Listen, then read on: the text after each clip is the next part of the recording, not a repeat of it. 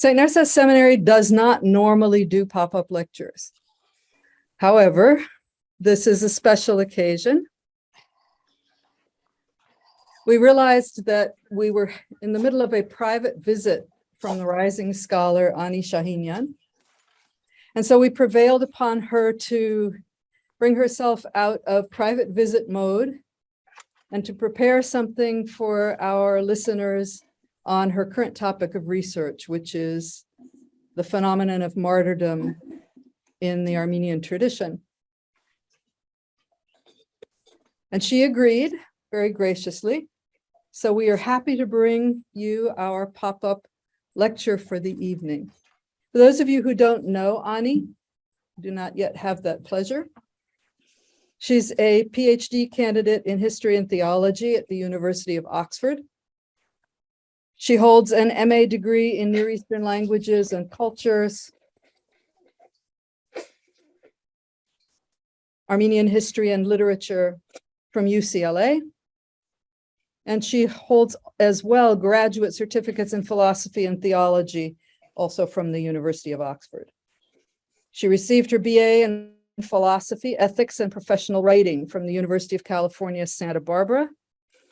As you can see, she's a very versatile scholar. Her doctoral research addresses the question on which she will speak with us tonight, the question of Christian martyrdom in the context of the political, economic, and ecclesiastical history of late medieval Armenia. So Ani, we are very happy to welcome you to St. Narcissus. Thank you for your gracious agreement to speak this evening. It's all yours. Thank you, Dr. Irvin, and thank you for having me. For all of you joining online, greetings to you all. I see some familiar names, some unknown names, and I'm excited to share this with you. I would like to thank Dr. Martyrdoms, Dean Levon, and the staff here at St. Narcissus for making this possible, and of course, Dr. Robert Irvin, who encouraged me and invited me for this talk. Thank you for being vessels of life, creating this opportunity for me to have a time to reflect and contemplate here at Narcissus and bring some of the fruits of my research to you. Ever since the discussion, and I think I do have slides here. I'm not sure if it's actually playing. Share screen, 1 second. Okay. So I've titled this talk, Christian Martyrdoms in Medieval Lake Van. I'm going to sort of zoom out a bit and talk a little bit different from a different period, but that's the main topic for today. Ever since the discussion on the canonization of the genocide martyrs, there has been a renewed interest in Armenian martyrs within the wider church. There has been, for example, Pope Francis referred to Armenian martyrs as luminous testimony of faith, a shining example of the great efficacy and fruitfulness of the baptism received over 1700 years. He went on to say that the eloquent and holy sign of martyrdom has constantly accompanied the Armenian people. I think that's quite amazing for coming from the wider church community. Having been immersed in Armenian texts over the last decade, this is quite meaningful at many levels. I mentioned the Pope here, but there are other traditions in the wider church that have also become more aware of the Armenian martyrdom history. It has not always been such, and allow me to reflect on a story just to get us a little bit going here. So today's October 24th, and I happen to be good with dates, so I remember exactly 9 years ago on October 24th, walking down the street in Oxford. It was my first year studying there. It was in between my tutorials, and I had quite a bit of a curiosity and wanted to inquire more about Armenian martyrs. I actually was very embarrassed to ask a question because I thought, how stupid could this be? Everybody knows about martyrs. And especially for me, it was this meeting that I had arranged with a professor in Oxford. I thought, well, it would be a bit embarrassing to ask a question that I assumed I should have already known. It is a very long history of martyrdom in Armenia's tradition. There are so many written materials. Surely I should have already read or consulted. Anyhow, so in this long, nice walk, I met with the Oxford professor that I wanted to inquire about Armenian martyr texts and martyrdom history. And after 2 hours of conversation, I still could not muster up the courage to ask this question, sort of being quite critical in my own head. Eventually, I convinced myself that if I come across as a fool, then that will be the end of it. I never have to see this professor again. So just ask. So I asked, how does the Armenian Church understand martyrdom? And I was particularly interested in the martyrs of the Armenian genocide because my ancestors too were martyrs. It took this professor 2 seconds to reply to me, and he said, Ani, no one has studied the Armenian martyrs. You could write a doctoral thesis on this, so it hasn't been done before. And this is where I start my inquiry with martyrs, and the journey began then, exactly 9 years ago today. So allow me for a second. I have a few of our seminarians here present. A couple of my friends are here. Many of you joining online. And of course, you also are welcome to participate. If you can unmute yourself and then answer the question or ask or respond and then mute yourself again, that would be very good. So let me ask in the general sense, based on your knowledge of Armenian church history, what are some of the major defining moments in Armenian Christianity? What would you say for you, for where you stand? I mean, this could be around a person or it could be around an event. Ever since we were kids, we learned the stories of Meso, and Martyrdoms. Excellent. Like this, we learned it as like this great epic, but it turns out it's a true story, especially in Armenian history. Mostly around martyrs and wars and. Yeah. Excellent. So this is roughly 4th century, 4th, 5th century of Armenian Christian history with Martyrdoms and the Avarayr battles. And of course, it's very interesting. There is a martyrdom account attached to that. Any other sort of defining moments that stand out to you? Andrew. The conversion of Armenia to Christianity a century prior with King Dertad and St. Gregory the Enlightener and Princess Khosrovitul and members of the royal court. Excellent. Yeah. And again, martyr accounts, martyr narratives are attached to essentially that context as well. Any others? And Ripson and Guyana. Ripson and Guyana, and end of 3rd century, early 4th century. Yes, excellent. Any others that comment? Anyone from the Zoom audience that would like to contribute? Saints Thaddeus and Bartholomew. Excellent. Yes, 1st century, right? The apostle mission, and again, surrounding around question of martyrdom. So this is interesting. In Armenian historical and theological thought, there are what I would describe different phases on how Christian martyr texts and martyrdom developed in their local, but also in their broader contexts. After the legalization of Christianity in the Roman Empire, Christians were less likely to experience martyrdom, and this is we know from various writings of that time. So hence the focus shifts away and the composing of martyr texts become more like composing of saints' lives, vitas. With respect to the development of Christianity in Armenia's history and tradition, the very opposite is true. Beginning from early Christianity, as we named a few just now, the recording of the experience of martyrdom became an instance of Christian existence in that region. While there are some 20 Armenian lives that we have, there are well over 200 martyr texts, and especially coming to us from the late medieval and early modern period, which is periods that we don't know much about. Of course, we always think about the antique and late antique period. Since this is an introductory lecture, I'm only going to simply review these phases quickly. The first phase being that I would call the first 3 centuries of Christian history. Examples of this, amongst other celebrated saints in the Synaxarion, are the martyrdom of Saint Stephen, the proto-martyr, the apostles, Polycarp, Ignatius, and the 40 martyrs of Sebastia. According to the tradition in Armenia, the apostle Thaddeus and Bartholomew in particular were celebrated as martyrs who evangelized the people in Armenia, and we visited that too. The proto-martyr Saint Stephen became an origin, an archetypical for martyrdom, for the church to emulate and to celebrate. This is 17th century manuscripts from the Lake Van region, or let me correct that, from Constantinople. The second phase is identified with the commemoration and celebration of Hripsime, Guyana, and the 35 nuns, known as the Hripsime martyrs. This is the end of the third and beginning of the first century.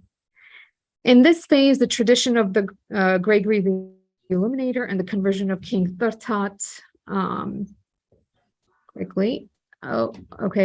40 martyrs of Sebastia,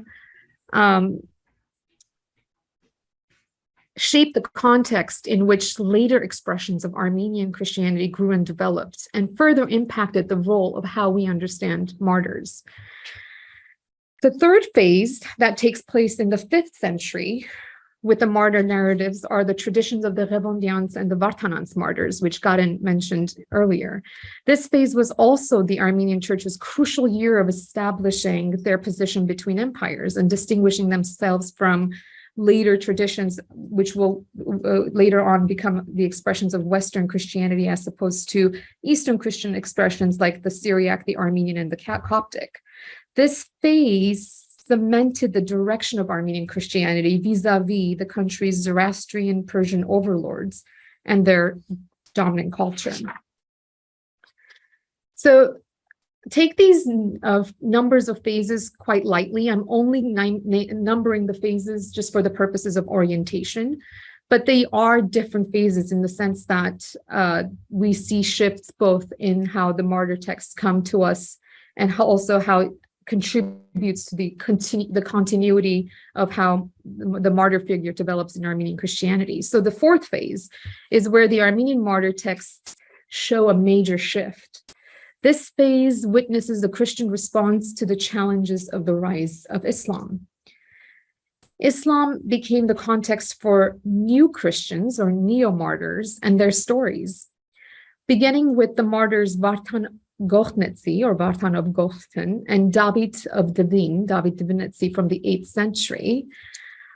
These texts became influential for later periods in terms of how martyr texts shaped and developed within the context of Islam.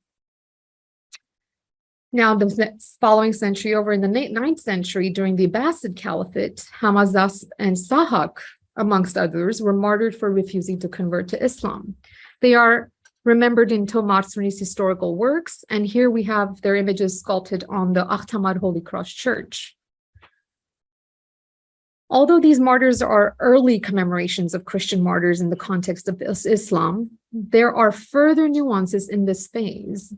Christian martyrdom under Islam sees developments and changes as Islam and Muslim become a more persistent and a more persistent force in Armenia from 12th century onwards.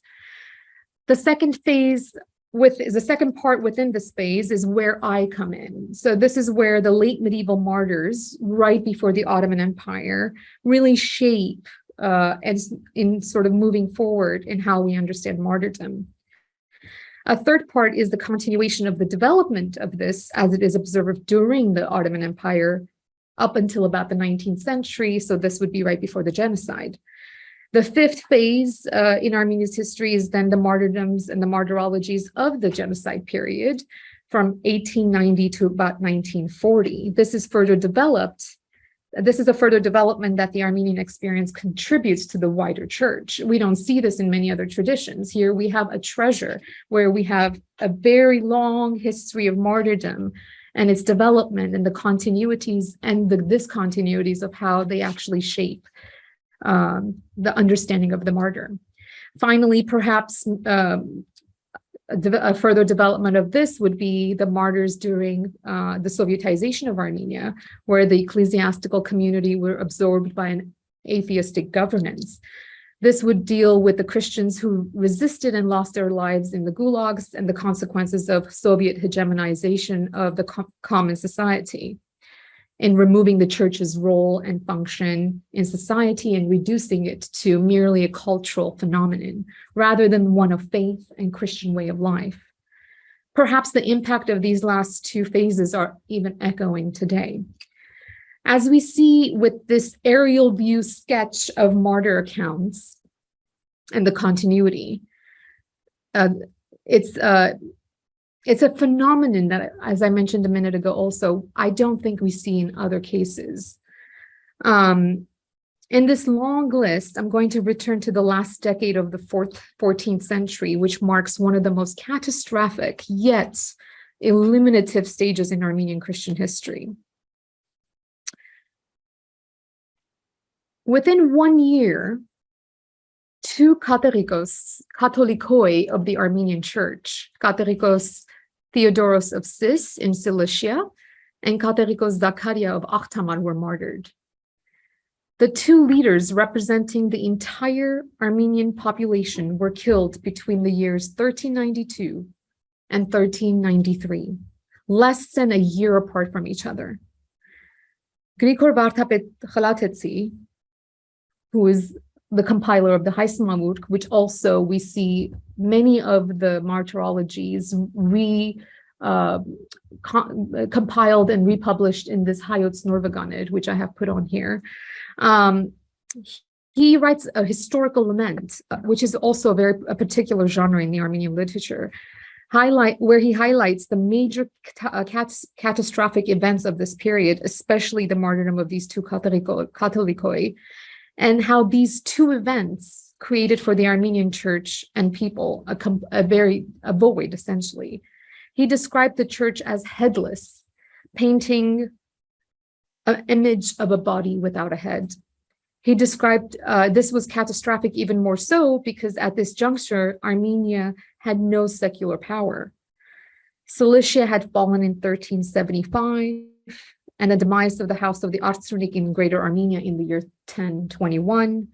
Existentially, this was a major calamity for the Christian Armenian communities and its religious people.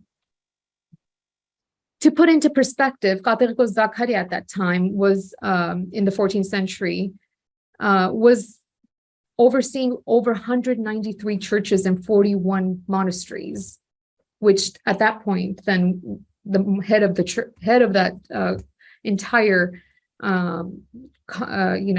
construct was martyred, killed.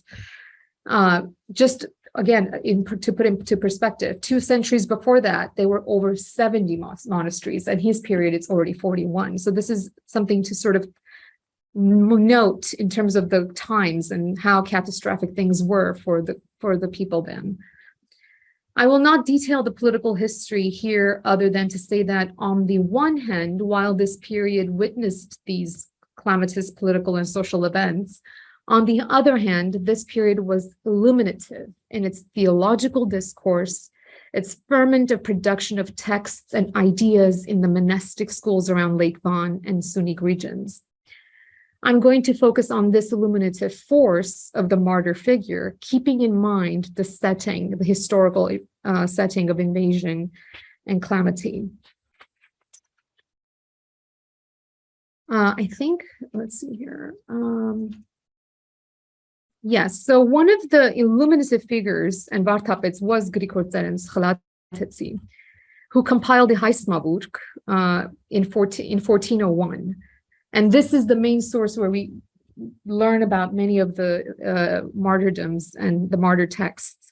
From his works and the works of the Vartapets, who were very closely with him in this provide a very unique insight into Armenian Christian experience and how they convey their understanding of martyrdom in this time. The Vartapets composing these martyr texts understood a wider impact of Christian martyrdom as beyond their immediate circumstances.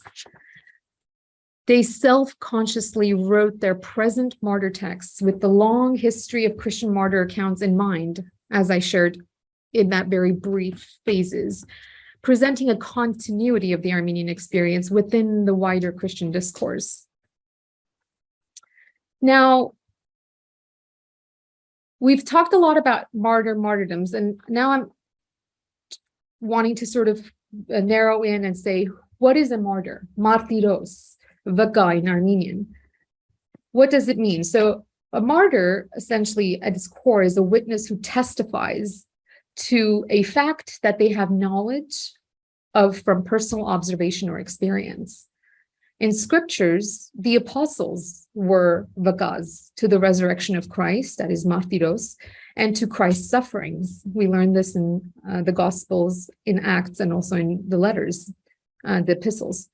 In Christian history, the martyr came to be understood as the one who, in their sufferings, embraces the characteristics of Christ, imitates or resembles Christ. In Armenian, the manutziun.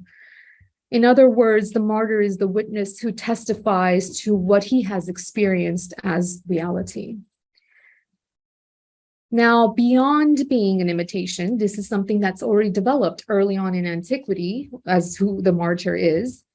Beyond this imitation and resemblance of the death and life of Christ, martyrdom was understood as an ultimate form of apologetic. What is apologetics? And before I answer that, just briefly, I'd like, since I have these slides here, this is a 15th century, 1444 and 1436 Haisma works found in the Matenadaran. And I think we've seen these already just briefly. And just for those of us who are a bit unfamiliar with the Lake Van region, I just included a few maps to zoom out. You know, if you could see that little red dot on the very right of your screen. And then I zoomed in to show a little bit of the churches in the Lake Van region and the vanks and the monasteries here. As you can see, I've tried to highlight, and all these red dots and the greens are where martyrdom events took place around the lake in the 14th, 15th century. And here's again how I have represented in terms of a bit more. It's very interesting to see right around the Lake Van creating this circular diagram to sort of communicate how it's pervasive is not the right word, but it really was something that 14th, 15th century witnessed, and hence we have this insight because of the events together. Okay, so let me see. Okay, so what is apologetics? So just to go back to that. Briefly, apologetics is to be prepared to respond to those who ask you about the hope of Christ in you. Essentially, why do we believe what we believe? To give a defense for what I phrase as a communicative apologetics, that is in words and in our speech.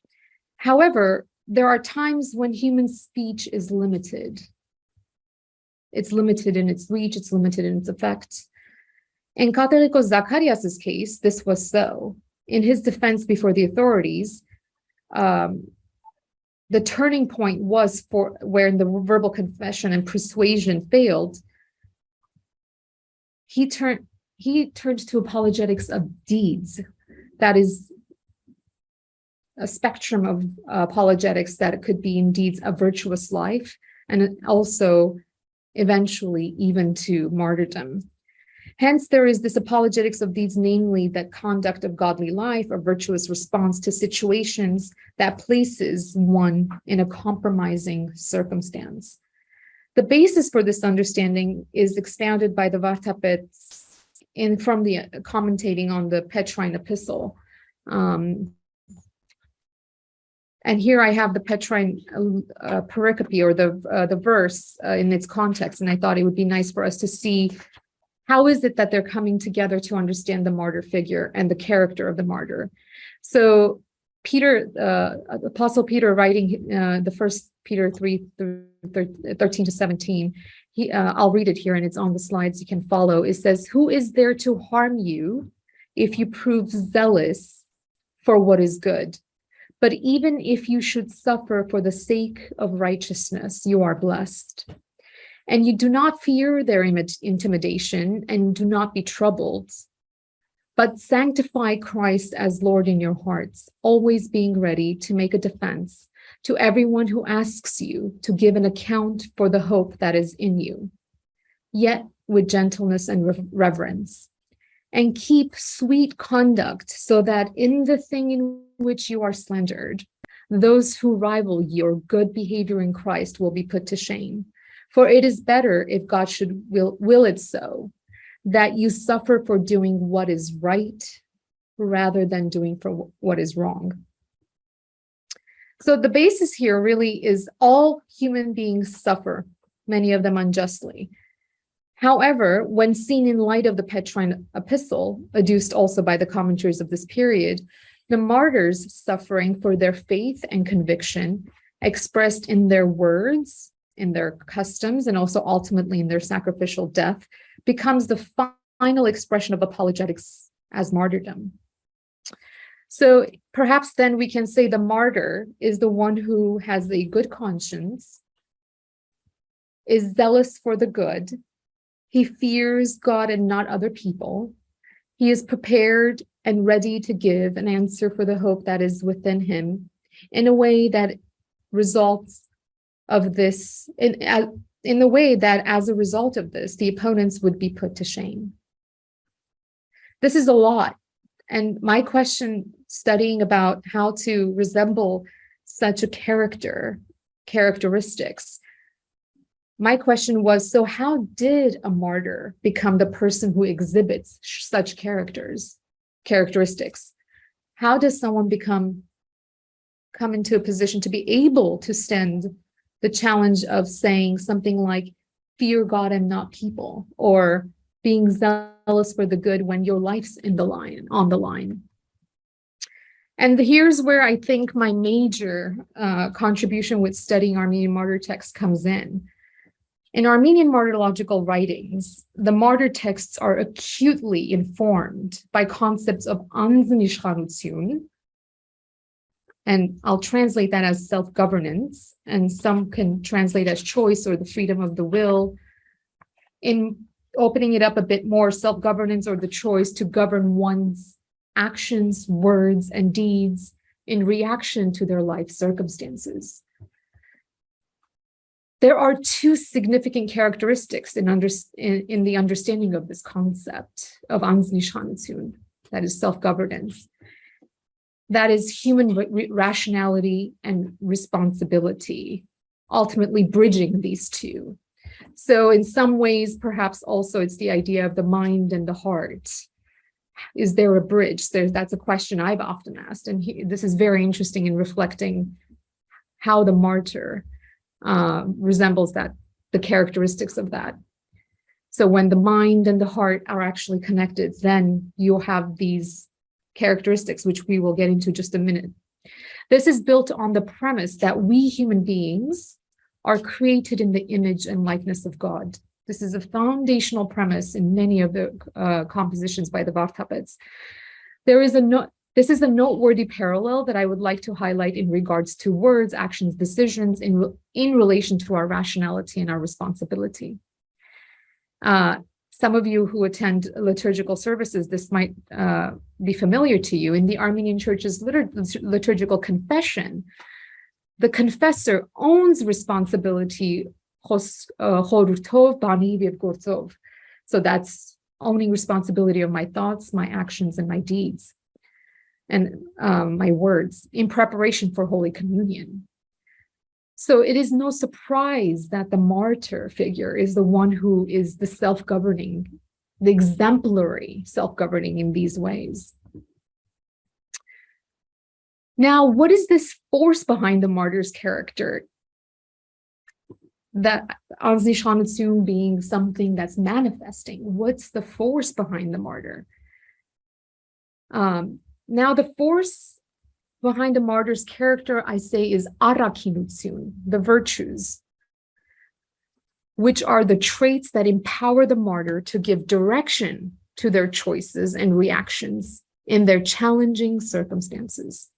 This doesn't happen overnight. This is accumulative.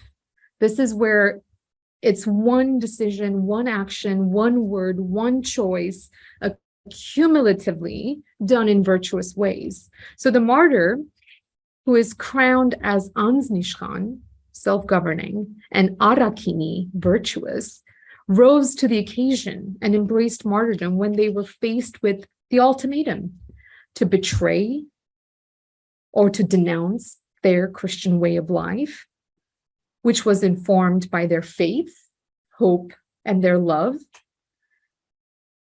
and actually where their faith, hope, and love was placed in. In the person of Zachariah,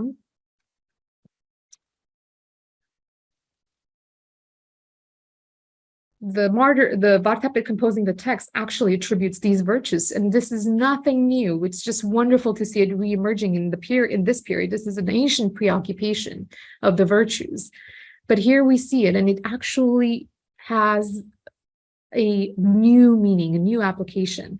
So in Zacharias' martyr text, the author prefaces the martyrdom to say, Zachariah was perfected by his faith.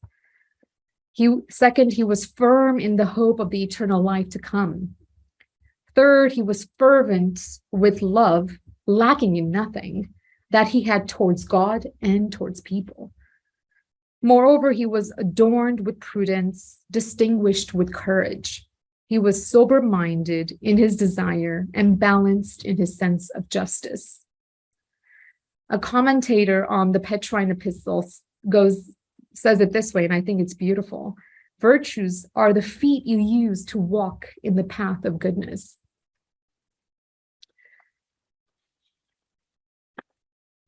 While all Christians are initiated in a new illuminative life through the sacrament of baptism, some Christians are called upon to realize the full apologetic potential of this illuminative life as they become worthy of the crown of the martyr. There's another liturgical term for this. It goes like this: Christ, who is the Pasakadir, the one who crowns, graces the martyr with the Lusa Pasak, the crown of light. The Vartapets, particularly around Lake Van, develop in their compositions an image of the martyr as the one whose life and death constitute an apologetic for the illumination of Christ's light in a darkly ominous age. Martyrdom became a response of Christian defense in word and in deed, both in times when overarching governing structures were in place, and even more importantly, in times when old governing structures were being done away with and new ones were emerging. And with that, I will close for questions.